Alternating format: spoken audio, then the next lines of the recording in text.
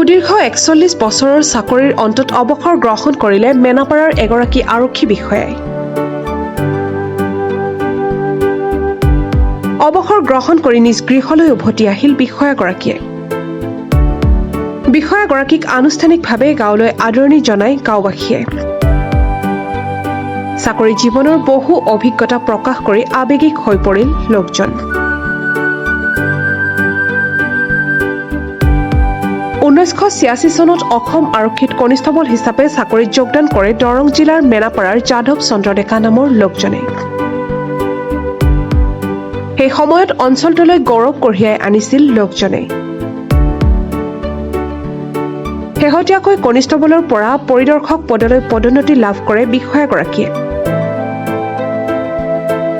শেহতীয়াকৈ শ্ৰীভূমি জিলাৰ সদৰ আৰক্ষী থানাৰ ভাৰপ্ৰাপ্ত বিষয়া হিচাপে কাম নিয়োগ কৰি ২৮ ফেব্ৰুৱাৰী তাৰিখে চাকৰি জীৱনৰ অন্ত পেলায় বিষয়াগৰাকীয়ে।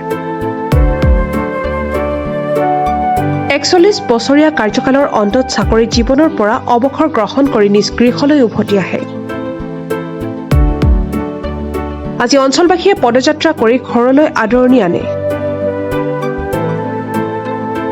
ৰাইজে আনুষ্ঠানিকভাৱে সভাৰ আয়োজন কৰি বিষয়াগৰাকীক ফুলাম গামোচা, সম্বৰ্ধনা পত্ৰ, জাপি আদিৰে আদৰণি জনায়। সভাত বিষয়াগৰাকীয়ে চাকৰি জীৱনৰ বহু কথাই আলোচনা কৰি ৰাইজক ধন্যবাদ জনায়। মই যোৱা ১৯৮৬ চনৰ এপ্ৰিলৰ ২ তাৰিখে অসম আৰক্ষী বিভাগত যোগদান কৰিছিলোঁ। সুদীৰ্ঘ ৪০ বছৰ কাল অসমৰ বিভিন্ন জেগাত কাম কৰিলোঁ। কাম কৰি যোৱা ২৮ ফেব্ৰুৱাৰী ২০২৬ চনৰ ২৮ তাৰিখে মই অৱসৰ গ্ৰহণ কৰিলোঁ।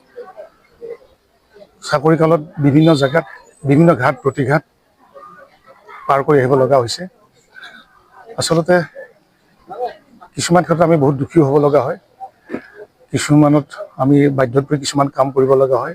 আমাৰ ছিনিয়ৰ অফিচাৰবিলাকৰ কথা মতে আমি কাম কৰোঁ, আইনমতে যিখিনি কৰিব লাগে। মই বিশেষকৈ বৰাক ভেলীতেই মোৰ চাকৰিৰ বেছিকাল কাল কটালোঁ।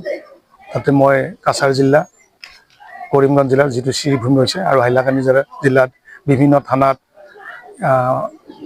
ভাৰপ্ৰাপ্ত বিষয়া হিচাপে কাম কৰি আহিলোঁ। মোৰ দুটা সন্তান, ইহঁত দুটাই শ্ৰীভূমি জিলাতে পঢ়া শুনা কৰিছিল। ডাঙৰ ল'ৰাটোৱে শ্ৰীভূমি জিলাৰ পৰা মেট্ৰিক পাছ কৰিলে আৰু সৰুটো ক্লাছ 3 পঢ়িছিল তাত।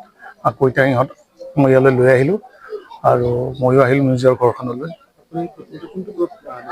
প্ৰথম মই কনিষ্টবল হিচাপে যোগদান কৰিছিলোঁ। বৰ্তমান ইন্সপেক্টৰ হিচাপে অৱসৰ গ্ৰহণ কৰিলোঁ। শেহতীয়াভাৱে মই শ্ৰীভূমি জিলাৰ সদৰ থানাত ভাৰপ্ৰাপ্ত বিষয়া হিচাপে কাম কৰিছিলোঁ। মই এইখন ঘৰৰ পৰা ওলাই গৈছিলোঁ, আকৌ ঘূৰাই মোৰ মানুহখিনিক লগ পাইছোঁ। গতিকে তেওঁলোকৰ মোৰ আগৰেই এটা মোৰ সম্পৰ্ক আছে আৰু তেওঁলোকক মোক আঁকোৱালি ল'ব, ময়ো তেওঁলোকক আঁকোৱালি ল'ম। বাছ বাকী জীৱনৰ কামখিনি তেওঁলোকৰ লগত মই চলাই যাম। মই আজি নথৈ আনন্দিত হৈছোঁ। গোটেইখিনি মানুহৰ মুখত হাঁহি মোক আদৰি লৈছে।